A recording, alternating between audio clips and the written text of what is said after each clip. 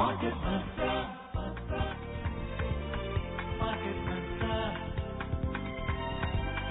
Market Mantra. Market Mantra. Market Mantra.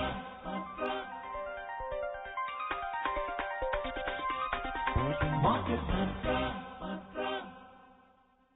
Welcome to another edition of Market Mantra, in which we give you a complete update on the economic news of the day. And today being a Saturday, we'll also be taking calls from you, our listeners, on any queries that you may have on business, economic and stock market matters. But do remember that we don't address stock or company-specific queries. You can call us on our direct numbers, 2331-4444, 2371-7106 and 2371-7117. Our numbers once again are 2331-4444, 2371-7106 and 2371-7117. And please dial 011 as the STD code before these numbers.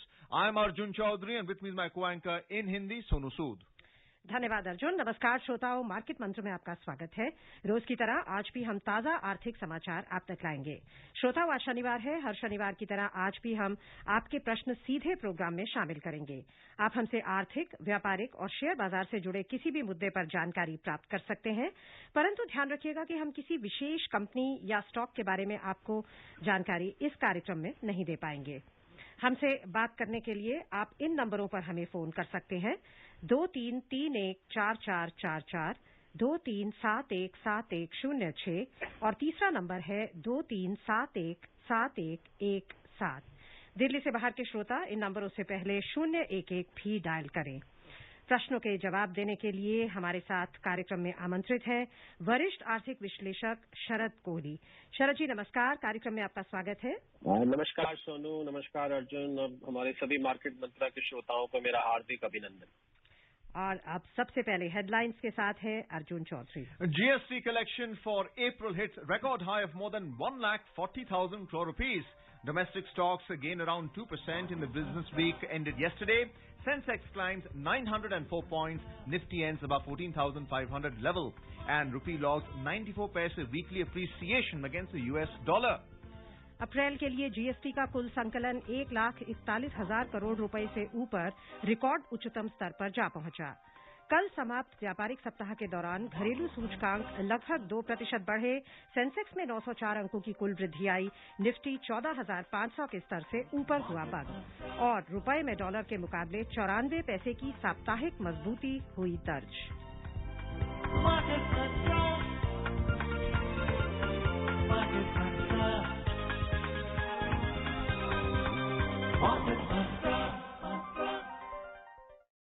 लेते आज की पहली खबर। अप्रैल के महीने में वस्तु और सेवा कर जीएसटी के सकल राजस्व का कुल संकलन 1,41,384 करोड़ रुपए रहा, जो रिकॉर्ड उच्चतम स्तर है।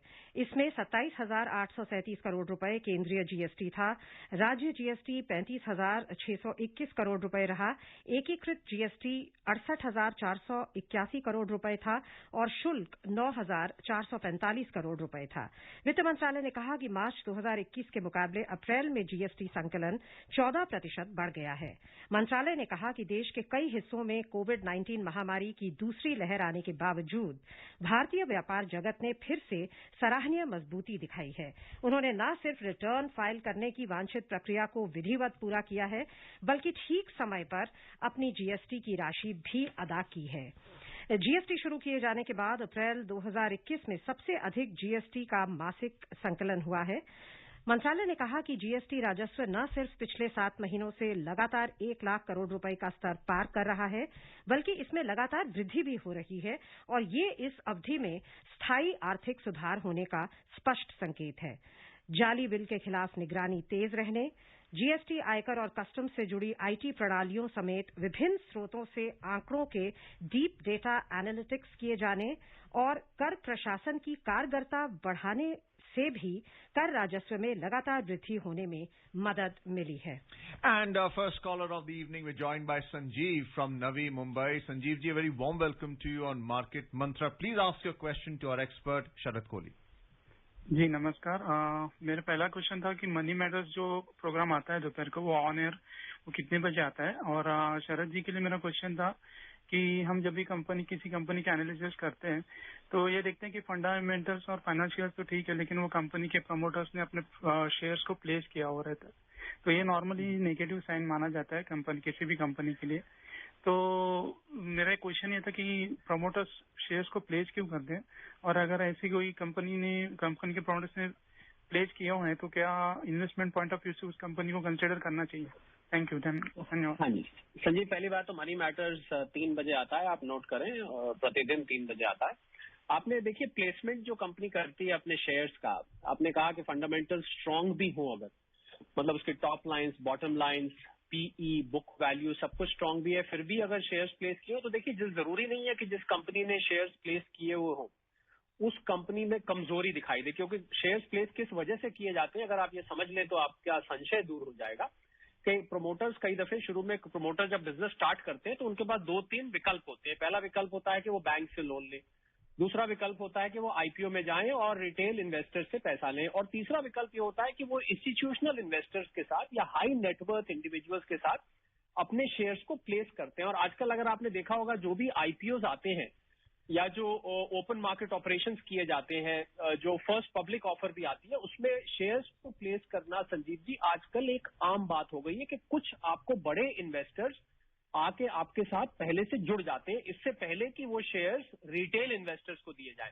तो ये थोड़ा सी पुरानी मंत्रणा है कि पुरानी एडवाइस दी जाती है कि अगर आपको प्लेसमेंट में ज्यादा शेयर्स हैं तो ये कंपनी मजबूत नहीं होगी। और आपको मैं एक और चीज बता दूं संजीव जी कि जैसे जैसे कंपनी आगे बढ़ती है प्रमोटर्स इन शेयर्स को वापस लेते जाते हैं जब वो देखते हैं कि हमारी कंपनी की परफॉर्मेंस अच्छी जा रही है, फंडामेंटल्स अच्छे जा रहे हैं, कंपनी मुनाफे में है, कंपनी की बुक वैल्यू बढ़ रही है, तो वो उन शेयर होल्डर्स से, उन इंस्टीट्यूशनल शेयर होल्डर्स से पैसे वापस भी लेते जाते हैं। तो ये अगर मैं संक्षिप्त में बात कहूं तो ये जरूरी नहीं है कि जिस कंपनी ने शेयर्स अपने प्लेस किए हुए हैं, आप शायद प्लेज से मतलब तो नहीं है, क्योंकि प्लेज जिस कंपनी ने किए होते हैं वहां भी बहुत जरूरी नहीं होता, क्योंकि शुरू में अगर मान लीजिए कंपनी को जरूरत है तो वो प्लेज कर देती है, अपने शेयर्स को गिरवी रख देती है, वो भी वापस छुड़ा लिए जाते हैं।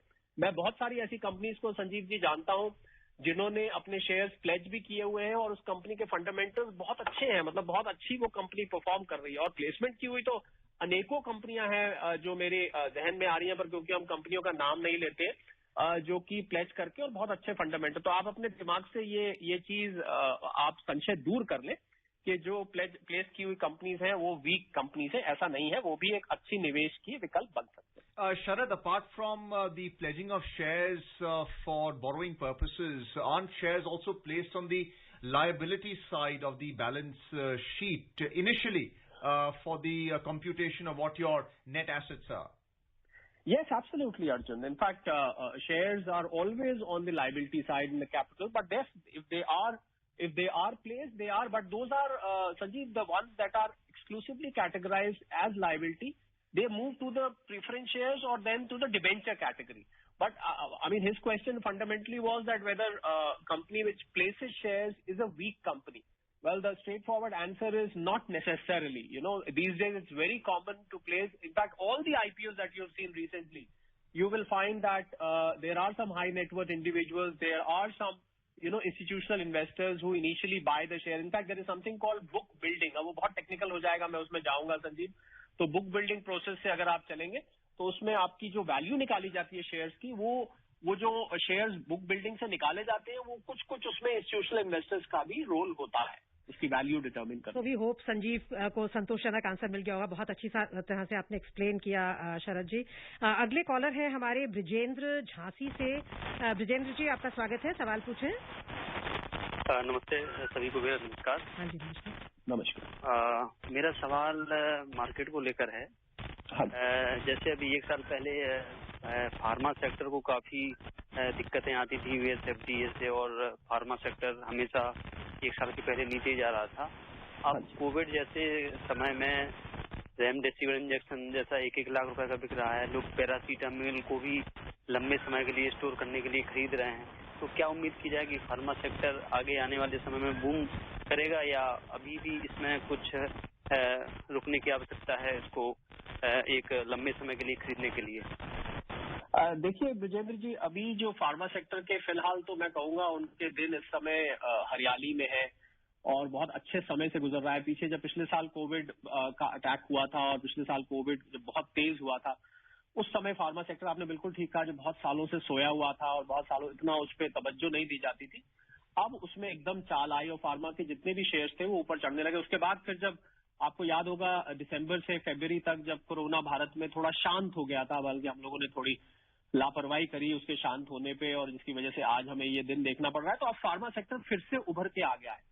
तो मेरा ये मानना है ब्रजेंद्र जी कि जब तक हम इस महामारी के प्रकोप में रहेंगे, जब तक हमें सेहत से रिलेटेड कंसर्न्स रहेंगे, जब तक हेल्थ से रिलेटेड इश्यूज बने रहेंगे, तब तक आपको फार्मा सेक्टर ऊपर जाता दिखेगा। और एक बात मैं और कहना चाहूंगा जो कि लंबी अवधि की है कि इस महामारी ने लोगों को ये सिखाया है कि आपको अपनी सेहत का, अपनी इम्यूनिटी का, अपनी आसपास के वातावरण का आपको ध्यान रखना है, अपने परिवार वालों का। तो मैं समझता हूं उसकी वजह से मुझे लगता है कि फार्मा सेक्टर अब कभी भी लो लाइन सेक्टर तो नहीं होगा, क्योंकि आने वाले समय में ये बीमारी दुनिया से कब जाएगी अभी कहा नहीं जा सकता। पर आप 2-3 साल का, जब तक सारी दुनिया वैक्सीनेट नहीं हो जाती, जिसमें कि मेरे हिसाब से अभी 2 साल तक लग सकते हैं, तो आप अगर 2 साल की अवधि लेके चल रहे हैं तो मुझे फार्मा सेक्टर में बहुत स्कोप दिखाई देता है। आप उसको इन्वेस्टेड रह सकते हैं। पर आपको मैं सतर्क ये करना चाहूंगा कि जब आप शेयर्स चुने तो बहुत स्ट्रांग फंडामेंटल्स वाले शेयर्स चुने, जिन फार्मा सेक्टर्स में बहुत सारी कंपनी है, स्मॉल कैप है, मिड कैप है, लार्ज कैप है। आप उन कंपनीज को चुने जिनके फंडामेंटल्स बहुत स्ट्रांग है, जिनके प्रोमोटर्स अच्छे हैं, जिनकी दवाएं जो है वो अप्रूव्ड है, जो एफडीए वगैरह से आसानी से अप्रूव्ड है, जो आगे इस महामारी पे काम कर रही हैं। ऐसे अगर आप शेयर्स चुनेंगे तो निश्चित ही आपको अगले 1 से 2 साल में अच्छे रिटर्न्स देखने को मिलेंगे। पर वैल्यूएशन छांट कर, देखकर, सोचकर, समझकर आप उसको चुनें। Sharad, the pharmaceutical companies based out of India are primarily manufacturing generics like paracetamol, for which no royalty is to be paid to the original inventor or innovator of that formula for paracetamol, because the period has now expired. But for vaccines, it is still royalty linked because it's a patent. So do you see compulsory license kicking in where generics would not have to pay a royalty and they'll have the freedom to manufacture these vaccines of mass consumption of India? Well, the way things are shaping, Arjun, as we talk today, right now, the situation does demand that, because we are seeing that, like for example, today, 1st of May, the vaccines were launched for between 18 to 44 years of age, and we saw because of the vaccine production shortage, the program could not be implemented with the intention and with the plan which it was announced. So therefore, I think that is the need of the hour, but I think time will answer that question. But I do feel, yes, I agree with you, that over a period of time, vaccines would be de-licensed and royalties may not be required to be paid, because as the requirement of vaccines grow, because we are still in a testing mode, we don't know whether the first vaccine, how long the first vaccine will last, although they say you have to get the second vaccine within 12 weeks or within 16 weeks or within 8 weeks. But because the second vaccine is not available, so people are in the waiting. So we don't know which vaccine is going to work for. So I think the answer to your question very precisely will be given by time and requirement. But yes, wishful thinking, I would also want the vaccines to be de-licensed so that they can be freely, easily available to any common man off the counter. आइए आमंत्रित करें अपने अगले collar को, जो है रिंकी बलरामपुर से। रिंकी जी, आपका स्वागत है, सवाल पूछिए। स्वागत के लिए मैम धन्यवाद। मैम नमस्कार। नमस्कार। अर्जुन सर को मेरा नमस्कार। नमस्कार जी, आपके साथ में स्पर्श सर या मैम कोई भी हो तो मेरा नमस्कार स्वीकार करें। जी जरूर। और आप बताएं क्या पूछना चाहती हैं? जी सर, मेरा क्वेश्चन ये है कि अगर मान ली कोई निवेश अपने पैसे के माध्यम से कहीं भी किसी व्यापार या कहीं भी किसी फील्ड में अगर निवेश करना चाहता है, तो सर वो कैसे ऐसा फील्ड चुने जहाँ पर उसे कोई हानि ना हो, मतलब कुछ ऐसे दिक्कतें ना आए ताकि उसका नुकसान हो, कुछ ऐसा मतलब आप अपनी तरफ से बताएंगे। बहुत बहुत धन्यवाद। देखिए रिंकी, बहुत जनरल आपने सवाल पूछा। आपने स्पेसिफिकली, जहां तक मैं समझ पाया, पूछा है कि अगर कोई बिजनेस में या किसी के चलते हुए व्यापार में कोई पैसा अगर लगाना चाहता है, जहां तक मैं समझ पाया हूँ, क्योंकि ये सवाल बहुत लोगों के मन में आता है, क्योंकि हर किसी के सर्कल में दोस्त यार होते हैं, रिश्तेदार होते हैं, जो जिनको किसी के पास पैसा है और किसी के पास बिजनेस का आइडिया है। वो कहता है यार तुम पैसा लगा दो, बिजनेस मैं शुरू कर दूंगा, तो आपको इतने % रिटर्न मिलेगा और मुझे 40%, 50% उसमें आप भी पार्टनर बन जाना, या आपको मैं कुछ फिक्स रिटर्न देता रहूंगा अगर आप नहीं भी बिजनेस में पार्ट लेना चाहते। बहुत जटिल सवाल है और इसका कुछ सवाल ऐसे होते हैं रिंकी जिनका सिचुएशनल जवाब दिया जाता है। मतलब अगर आप मेरे सामने कोई बिजनेस लेके आते हैं कि आपको कोई ऐसी अपॉर्चुनिटी दिख रही है, कोई ऐसा अवसर दिख रहा है जहां पर आपको कोई कह रहा है कि इसमें पैसा लगा दीजिए, तो मैं उसका बेहतर कुछ सवाल जनरल में नहीं स्पेसिफिक में आंसर किए जाते हैं, पर फिर भी जनरल में आपको बता देता हूं कि देखिए जो चीजें, जो पैमाने हैं इस चीज को देखने के, वो ये है कि जो बिजनेस करने वाला है उसको कितना तजुर्बा है, उसका एक्सपीरियंस कितना है, जो बिजनेस का आइडिया है उसका पोटेंशियल कितना है, क्या वो ग्रोथ ओरिएंटेड है, आगे उसकी कुछ सनराइज इंडस्ट्रीज होती है, कुछ सनसेट इंडस्ट्रीज होती हैं, ऐसी व्यापार में इन्वेस्ट करते हैं जिनकी की टेक्नोलॉजी अब जा रही है, तो वो आगे 2-3 साल से ज्यादा सस्टेन नहीं। जैसे हमने देखा मोबाइल फोन कितनी सारी चीजों को खा गया, तो कैमरे थे, बहुत सारी और चीजें थी जिनको मोबाइल फोन खा गया, तो उसको हम सनसेट कहते हैं। तो ये देखना होता है कि वो इंडस्ट्री आगे जाने वाली है, प्रोमोटर्स कैसे हैं, वो जो व्यक्ति है उसका बिजनेस का जो विजन है वो कितना लंबा है। ये तो नहीं 2-3 साल बाद कहेगा नहीं नहीं छोड़ो अब पैसा लगा भी डूब जाएगा। जो लंबी अवधि का नजरिया रखे, उसका बिजनेस कार्य प्रणाली क्या है, वो कार्य करने का तरीका क्या है, क्या वो एक कंपनी की तरह, एक प्रोफेशनल की तरह काम करता है, तो इन सब चीजों को देख के उसमें मुनाफा कितना होने वाला है, तो रिंकी इन सब चीजों को देख के आप एक अंदाजा लगा सकते हैं। बाकी जैसा कि मैंने कहा रिंकी शुरू में कि अगर आप मुझे स्पेसिफिक बात बताएंगे, बिजनेस बताएंगे, तो मैं शायद उस पर बिल्कुल आपको सटीक जवाब दे पाऊंगा। मैं स्टार्टअप्स को मेंटर करता हूं, मुझे कुछ मीडिया ने स्टार्टअप गुरु का नाम भी दिया हुआ है, तो मैं आपको बिल्कुल सटीक बता सकता हूं, परंतु ऐसे जनरल में बताया जाना, जो मैंने आपको पैमाने बताए हैं, आप उन पैमानों से परख कर तब अपना मेहनत से कमाया हुआ खून पसीने की कमाई को तभी लगाना चाहिए, ऐसे नहीं लगाना चाहिए। शरद जी, अगर हम ब्रॉडर लेवल पे बात करें तो जो शेयर्स हम खरीदते हैं वो भी एक तरह से हम शेयर धारक बन जाते हैं उस कंपनी के, सो वो भी एक another level it could be कि आप किसी बिजनेस, ऑलरेडी बिजनेस है उसमें आप इन्वेस्ट कर रहे हैं, भागीदार बन रहे हैं। बिल्कुल बिल्कुल सोनू, अगर आप लिस्टेड कंपनी में इन्वेस्ट कर रहे हैं, जो कंपनी, देखिए लिस्टेड कंपनी का सोनू क्या है कि उसकी कुछ हद तक स्क्रीनिंग की हुई होती है, क्योंकि जब स्टॉक एक्सचेंज को लिस्ट करता है, स्टॉक एक्सचेंज के लिए रिपोर्टिंग रिक्वायरमेंट्स बहुत होती हैं, उस कंपनी को हर तिमाही में अपने रिजल्ट देने होते हैं, और बहुत सारी बैलेंस शीट, उसकी ऑडिट बहुत रेगुलेटेड होना चाहिए। तो वहां पर कुछ हद तक सोनू, हालांकि आपने जो बात कही सैद्धांतिक तौर पे मैं उससे पूरी तरह से सहमत हूँ, पर कुछ हद तक वहां पर स्क्रीनिंग की हुई होती है। ऐसा नहीं है कि वहां पर, हालांकि बहुत कंपनी अगर शेयर मार्केट में देखें पीछे डूबी भी है, पर अब आपको पिछले चंद सालों से अगर आप देखेंगे डूबने वाली कंपनीज कम है। पर एक आप निजी निवेशक के निजी बिजनेस में इन्वेस्ट कर रहे हैं जो कि आपके इर्द गिर्द है, यारी दोस्ती में है, रिश्तेदारी में है, जानकारी में है, तो वो तो लिस्टेड नहीं होता है, जरूरी नहीं कि वो लिस्टेड हो, इनफैक्ट अमूमन लिस्टेड नहीं होता है। तो वहां पर बहुत कठिन हो जाता है ये निर्णय लेना कि मुझे पैसा लगाना चाहिए। बहुत सारे लोगों ने पैसा, अब जितने स्टार्टअप्स हैं सोनू, आपने देखा होगा कुछ स्टार्टअप तो यूनिकॉर्न बन गए हैं। यूनिकॉर्न हम बोलते हैं जो $1 बिलियन जिसकी वैल्यूएशन हो जाती है, और वो स्टार्टअप्स कहाँ, जिन लोगों ने उसमें पैसा लगाया था उनके पैसे आज हजारों गुना बढ़ गए हैं, ऐसा भी हुआ है। तो ऐसा नहीं है कि सारे छोटे बिजनेस फेल हो जाते हैं, वो आगे जाते हैं, परंतु उसमें बहुत एनालिसिस की जरूरत होती है। पर सैद्धांतिक तौर पर मैं अग्री करता हूँ कि शेयर मार्केट पे लगाना भी, आप किसी के बिजनेस में लगा रहे हैं, आप बहुत छोटे तौर पे लगा रहे हैं, आप रिटेल इन्वेस्टर हैं, उसकी मान लीजिए 10,000 करोड़ मार्केट कैप है, आपके पास शायद 1 लाख रुपए के शेयर हो, तो आप बहुत छोटे उसके लिए निवेशक है, परंतु सैद्धांतिक तौर पर जी हाँ बिल्कुल आप उसके बिजनेस के सह भागीदार बन जाते हैं, तो वहां पर भी आपको उतना ही ध्यान से चलना चाहिए। अगले कॉलर हैं अजीत कुमार यूपी से। अजीत जी, आपका प्रोग्राम में स्वागत है, सवाल पूछिए। जी नमस्कार। नमस्कार। हाँ नमस्कार जी, मेरा नाम अजीत कुमार है जी, सवाल पूछिए। बताइए अजीत जी। सर मेरा मतलब ये जानना था कि ये जो कोविड-19 का संक्रमण है, हाँ जी, ये मतलब जैसे क्या अलग अलग लोगों को अलग अलग तरह से प्रभावित करता है? हाँ जी। तो ऐसे में बताइए कि जैसे हम कहीं जाते हैं घूमने के लिए और मेरे पास मास्क नहीं है, तो सर हम ऐसे बताएं कि दूसरे लोगों से कैसे दूरी बनाकर बैठे और कहाँ कहाँ जाए घूमने के लिए? बहुत खैर ये इस प्रोग्राम के दायरे में तो नहीं आता है आपका प्रश्न बिल्कुल भी, लेकिन अगर आप ऑल इंडिया रेडियो सुनेंगे तो हम मोस्टली आजकल कोविड पे कैसे बचें, उसका उपचार कैसे करें, उस पर ही हमारे सारे कार्यक्रम होते हैं। और हमारी 3 हिदायतें होती हैं कि मास्क पहने, 2 गज की दूरी बना के रखें और अपने हाथों और अपने मुंह को साफ रखें।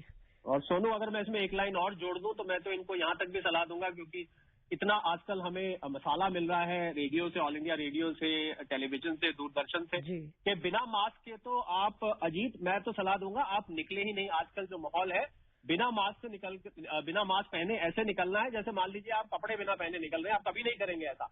तो हम तो आपको यही सलाह देंगे। सोनू, आप अग्री करेंगे मेरी बात? बिल्कुल बिल्कुल। Well, this health advisory is for all our listeners. Please wear your mask at all times, especially when you leave home. Our next headline story, the government has extended the timelines of certain compliances by taxpayers in view of the pandemic. Ministry of Finance in a statement said that an appeal to Commissioner Appeals of the Income Tax Act, for which the last date of filing is the 1st of April 2021 or thereafter, is now extended and may be filed by the 31st of this month. Besides objections to dispute resolution panel, for which the last date of filing is the 1st of April, is also extended and can also be filed by the 31st of May 2021. The ministry said the income tax returns in response to the notice can be filed within the time allowed under that notice or by the 31st of this month. In addition to it, filing of belated return and revised return for assessment year 2020-21, which was required to be filed on or before 31st of March, may be filed on or before the 31st of May this year. The ministry further added that payment of tax deducted and filing of Challan cum statement for such tax deducted for which are required to be paid and furnished by the 30th of April may be paid and furnished on or before the end of this month. Sharadji, for the benefit of our listeners, could you inform them about the penalty in case you don't file within the stipulated period as given in the notice? Well, I think the penalty for, belated return is, if you file a belated return and you miss the deadline, then in certain cases there is a section called Section 148, so that becomes effective and you cannot file the return, then your return is treated as income escaping assessment. And, for TDS, average penal interest which you pay on delay of deposit of tax ranges from 1% to 2% per month. So it's quite a heavy amount of tax which one ends up paying. This is the penal interest. And you could be called on for explaining as to why penalty should not be levied. That's called a show cause notice as to why have you deliberately delayed. But in the given situation, Arjun, I feel that with the lockdowns almost being extended in most parts of the country, I have a feeling, although I will not like to make this in the form of an announcement, I have a feeling that government may be, relaxing these deadlines even further, even for the filing of return, which is on 31st of July, although that is some time away. But if we observe that these lockdowns and the pandemics continue to trouble the Aam Aadmi, I think you might expect some more extensions. But penalties are there and people must keep this in mind very, very specifically. And before we take our next caller from Maharashtra, let's have a look at our stock market story. Domestic stocks gained around 2% in the business week ended yesterday. The key indices rose as upbeat corporate earnings reports boosted investor sentiment. Global stock markets were positive after the U.S. Fed Reserve pledged to maintain easy monetary policy to aid economic recovery. Nifty ended above 14,500 level. However, concerns over economic recovery in view of mounting COVID-19 cases in the country capped gains. During the week, Sensex climbed 904 points, 1.89% to settle at 48,782. Nifty also gained 290 points, 2.02% to settle at 14,631. The broader market at the BSE also rose. Mid-cap index jumped 1.8% and the small-cap index surged 3.17%. और अब स्वागत करना चाहेंगे भीम का, जो पालघर महाराष्ट्र से हमें phone कर रहे हैं। भीम जी, आपका स्वागत है, सवाल पूछिए। हाँ, नमस्कार। हाँ जी, नमस्कार। नमस्कार। मैं आप लोगों की टीम का मतलब I am a class fellow of your team. जी। I am a senior citizen. जी, बताएं क्या पूछना चाहते हैं। Being analyst, I have selected my future in food, fertilizer, and infrastructure. I have selected rightly. Do you endorse or discourage? So in sectors की companies में आपने इन्वेस्ट किया? हाँ, मतलब I think what Bhim ji means is क्या उन्होंने food fertiliser infrastructure sector को अपने एनालिसिस से चुना है. Is that if I am getting him correctly? Yes, I think I'll take it one by one. Food is an excellent sector. I mean, for a country of 1.38 billion people, anything which is done in food, especially if it is nutritious, in fact, even the fast food sells, even junk food sells in India, but then anything which is done as food processing, food, yes, that is a good sector. It's a promising sector. Some of the companies which are in food processing and food delivery or food retail selling, I think have been doing reasonably well. Your second sector, which you mentioned, is fertilizer. Yes, we are anticipating another year of very good monsoon. So therefore, the fertilizer sector, which is directly related to the agricultural sector, on which 60 to 70% of the population of this country directly or indirectly depends upon. So I think fertilizer also, I see a very bright future. If you observe the fertilizer stocks, since we don't name them here, I can generally say that they have all been doing very well over the last 1 year. In fact, agriculture sector was one of those rare sectors, Bhimji, which was performing well even during the pandemic. And same goes for infrastructure. Well, the thrust which the government is giving, जो सरकार की तरफ से बुनियादी ढांचे को बढ़ावा मिल रहा है, I think that is going to work very well for infra. So all the companies which are involved in infrastructure development, infrastructure promotion, infrastructure investment have a very bright future, क्योंकि हमारा देश विकासशील से विकसित की तरफ बढ़ रहा है. तो जब एक डेवलपिंग कंट्री डेवलप की तरफ बढ़ती है, उसकी सबसे पहली पहचान होती है कि उसका बुनियादी ढांचा दुरुस्त होना चाहिए. और भारत सरकार का इस तरफ पूरी तरह से प्रयास है. आपने देखा नेशनल इंफ्रास्ट्रक्चर इन्वेस्टमेंट पाइपलाइन बनाई गई है. 100 लाख से ऊपर करोड़ का कमिटमेंट किया गया है. निजी निवेश को भी बढ़ावा दिया जा रहा है. पब्लिक प्राइवेट पार्टनरशिप को बढ़ावा दिया जा रहा है. तो मुझे लग रहा है इंफ्रास्ट्रक्चर क्षेत्र का भविष्य बहुत उज्जवल है. पर भीम जी, आपको मैं आखिरी बात ये बोलना चाहूंगा कि आप मध्यम से लंबी अवधि का नजरिया रखें. बहुत शॉर्ट टर्म इन सेक्टर्स में मूवमेंट हो सकती है, पर अगर आप मध्यम से लंबी अवधि को रहेंगे, मध्यम से लंबी अवधि मैं मानता हूं 1 से 3 साल आप रहेंगे, तो आपको अच्छा मुनाफा इन तीनों सेक्टर्स में होने की पूरी उम्मीद है. पर कंपनीज का चयन बहुत अच्छे तरीके से करें. अगले कॉलर है प्रदीप सोनीपत से. प्रदीप जी, आपका स्वागत है. सवाल पूछिए. प्रदीप जी, आप हमारे साथ हैं. नमस्कार जी. जी नमस्कार. नमस्कार जी. नमस्कार जी. नमस्कार जी, सवाल पूछिए. जी, मुझे ये जानना था, ये जो प्रधानमंत्री आवास योजना के लिए अप्लाई किया था, हाँ जी, तो इसके लिए मुझे ये जानना था कि जैसे कि इसमें मैंने 10% पेमेंट की हुई है. हाँ जी. तो भविष्य में इसमें अच्छा बेनिफिट मिलेगा या मैं अपना पैसा वापस में लेना चाहूँ तो क्या मुझे मिल जाएगा? देखिए प्रदीप जी, प्रधानमंत्री आवास योजना ने भारत का जो पूरा नक्शा है आवास का, वो बदल दिया है. अगर आप ध्यान दें तो छोटे छोटे जिलों में, छोटे छोटे गांव में जहां पर जो लोग मकान नहीं ले पाते थे, उनके पास आज अपना घर है.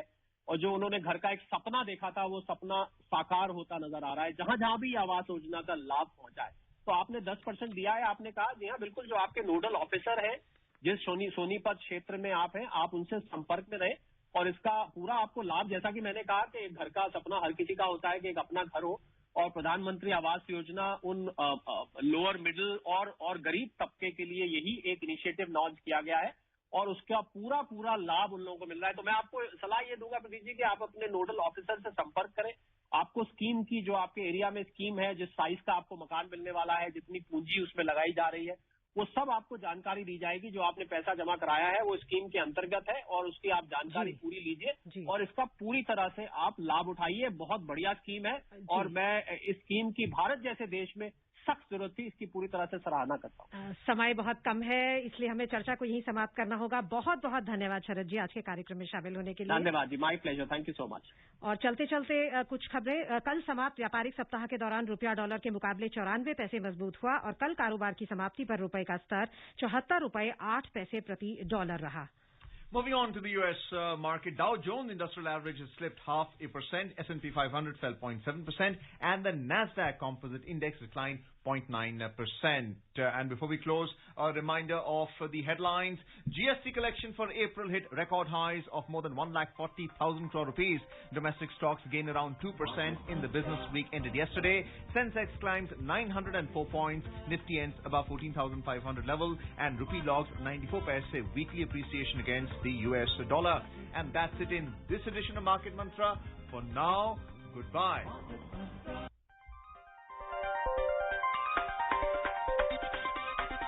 Market Mantra. Market Mantra. Market Mantra. Market Mantra. Market Mantra.